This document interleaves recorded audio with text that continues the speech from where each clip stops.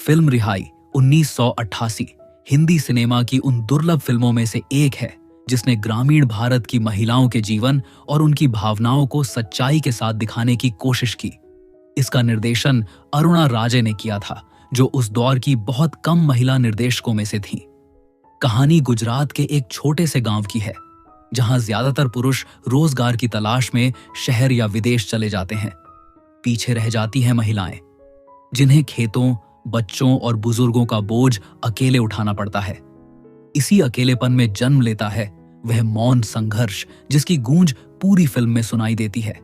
Film की नायिका टाकू हेमा मालिनी एक सशक्त और स्वाभिमानी स्त्री है, जिसका पति अमरजी विनोद खन्ना रोजगार के लिए बाहर गया हुआ है।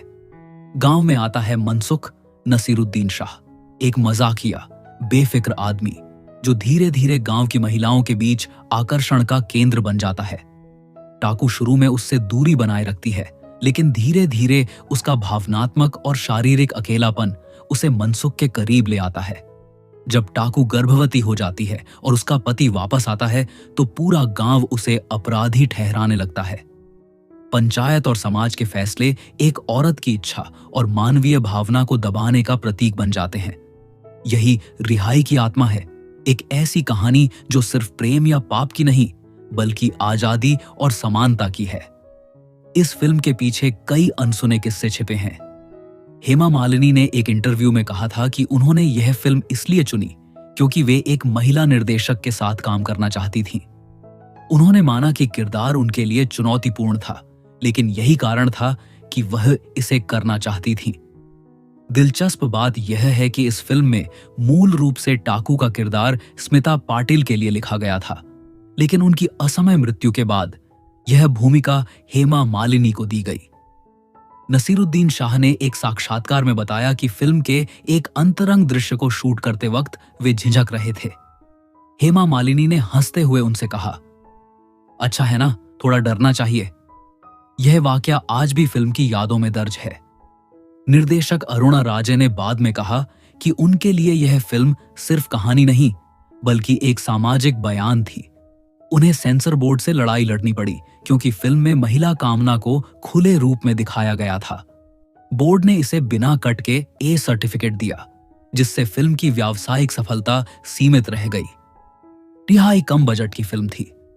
अरुणा राजे ने एनएफडीसी से लोन लिया था और फिल्म का पहला प्रिंट निकलवाने के लिए विनोद खन्ना ने खुद 30,000 रुपए उधार दिए थे। शूटिंग के दौरान भी कई कठिनाइयां आईं। गुजरात के जिस गांव में फिल्म शूट हो रही थी, वहां स्थानीय लोगों की भारी भीड़ रोज इकट्ठा हो जाती थी। ज्यादातर लोग सिर्फ हेमा मालिनी को देखने आते थे। भीड़ इतनी बढ़ जाती थी कि कई बार शूटिंग रोकनी पड़ती थी। सबसे दिलचस्प बात यह थी कि फिल्म की कहानी की जड़ें वास्तविकता में थीं। जब अरुणा राजे ने गांव में रिसर्च की, तो कई महिलाओं ने उनसे कहा था, यहां मर्द नहीं है तो हम क्या करें। यह वाक्य फिल्म की प्रेरणा बन गया। अरुणा ने इसे उस दौर के समाज पर एक साहसिक टिप्पणी के रूप में पेश किया, जहां औरत की इच्छाओं को स्वीकार करना अपराध माना जाता था। रिहाई को रिलीज के बाद मिलीजुली प्रतिक्रियाएं मिली।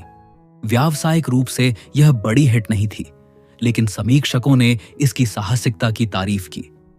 धीरे धीरे यह फिल्म उस दौर के फेमिनिस्ट सिनेमा की मिसाल बन गई। इसने यह सवाल उठाया कि क्या वफादारी सिर्फ औरत से ही अपेक्षित है, और क्या पुरुष की अनुपस्थिति में स्त्री का भावनात्मक जीवन रुक जाना चाहिए।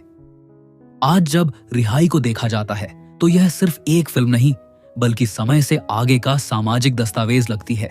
इसमें न तो कोई अतिशयोक्ति है, न कोई उपदेश, बस एक सच्ची कहानी है जो यह याद दिलाती है कि हर इंसान, चाहे वह किसी भी लिंग का हो, प्रेम और स्वतंत्रता का समान अधिकार रखता है।